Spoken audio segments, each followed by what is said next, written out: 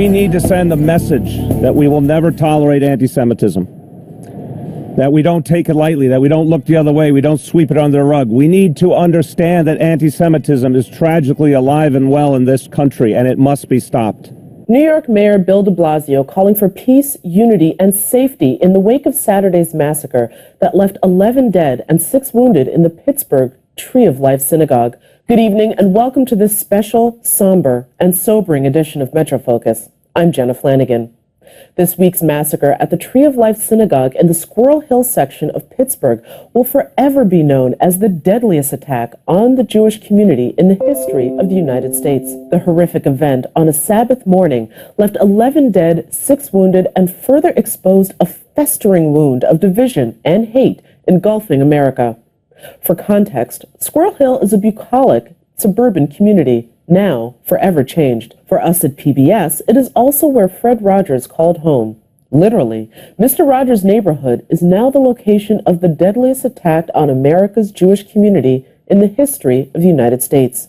As families gather to bury the dead and care for the wounded, the nation watches stunned.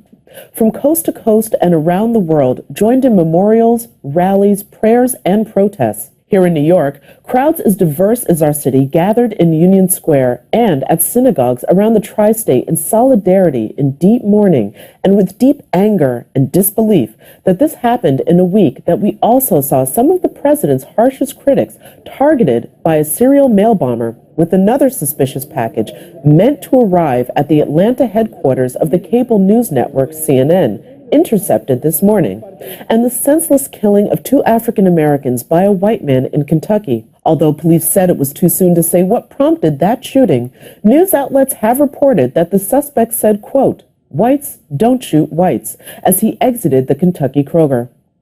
Our country grieves as we struggle for answers and learn about the victims. Their ages ranged from 54 years old to 97. So joining me now with reaction is the Regional Director of the Anti-Defamation League, Evan Bernstein.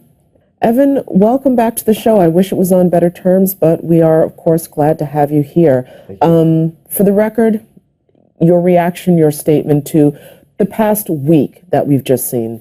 It's heartbreaking, what our country's going through, what the Pittsburgh community is going through.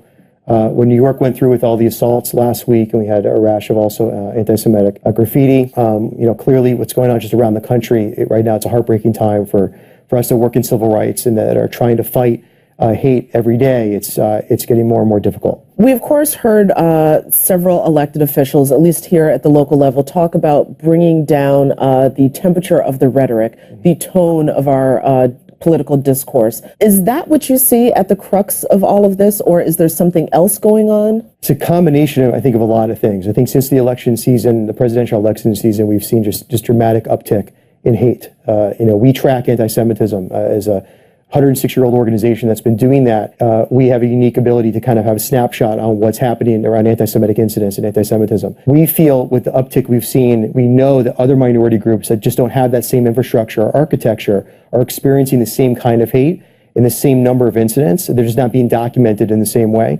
And I think that is all coming from this new kind of climate that we've seen since the election season. And a lot of it is kind of a resurgence of white supremacist groups, but also how much hate has gone online. Really, I've been the ADL director for 5 years. In the last 5 years, we've seen a growth of use of Twitter and Facebook and all the other social media type platforms as an opportunity for white supremacist groups and people that hate in that way to be able to do it in a way where they can do it protected, undercover, and also communicate very rapidly with millions of other people in ways they couldn't 40 or 50 years ago. And I think the advent of that, and knowing that, based on our polling, the American population has between 10 to 14% are anti-Semitic, which means that they're most likely hating other minority groups as well. When you have that number of Americans that has that kind of access to being able to spew their venom, and also to be able to communicate with others that feel that way, where maybe that anti-Semite in New York couldn't communicate with that anti-Semite in California. 15, 20 years ago. Now they can have an active conversation in real time. In real time. One of the things I also wanted to get at, since you mentioned social media, is that this also seems to have exposed a fission within the Jewish community in regards to not only what happened, but what is the proper response. Is it more guns? Is it better security? Is it more prayers? Is it more turning of the cheek? There seems to be a lot of fission within the community itself. Yeah, I mean, I think it's, there's a lot of different religious factions within our Jewish community. It's a complex Jewish community with many different as are most communities, for the record, communities, and you're going to have varying opinions. And I think for us at the ADL, what we've been trying to say is that we don't feel that necessarily posting somebody outside of a religious institution or a synagogue with a gun is going to solve that problem. We feel that religious institutions, whether they're Orthodox, conservative movement, Reform, Reconstructionists, whatever it is, needs to work with law enforcement, work with security experts, and figure out what the best plan of action is for them. I don't think any one leader within the Jewish community should say what's better for another part of the community. They should focus on what works best for their given community, in their given city, in their given synagogue. But I allow those decisions to be made by those individual leaders. Before I let you go, and I do want to ask what is sort of a complicated question that is also arising online, which is the notion of, well, I'm friends with someone who's so-and-so, so therefore anything that I say can't be considered to be hateful or whatever, because there's this one person in my life and maybe they tell me it's okay. From your perspective, how does that play out? Well, I've had too many conversations around my travels around the state of New York and northern central New Jersey where I will get off the podium from speaking, and I'll have conversations just like that with many people from different backgrounds, faiths, that will say that. I either have a black friend, or I have a Hispanic friend, or I have a Jewish friend. But then the conversation goes into more of a diatribe about the overall of that community. So there's this separation between that individual they know, but then there's that overall hate. Well, that person's different. That Hispanic person's different. That black person is different. That Jew is different than the collective. So I think it is possible, because I've had those conversations with people, many of them, where someone says, I can have that one relationship, but then in the same sentence, talk negatively about that person's entire group. Mm-hmm. And I think so we have to be very careful. Just because someone says, I have that one friend, doesn't mean they necessarily have good thoughts about that entire minority group. We're running out of time, but very quickly, and I know that's impossible to do, what is it that you want New Yorkers, at least, to consider, to think about, to carry with them after this horrific event?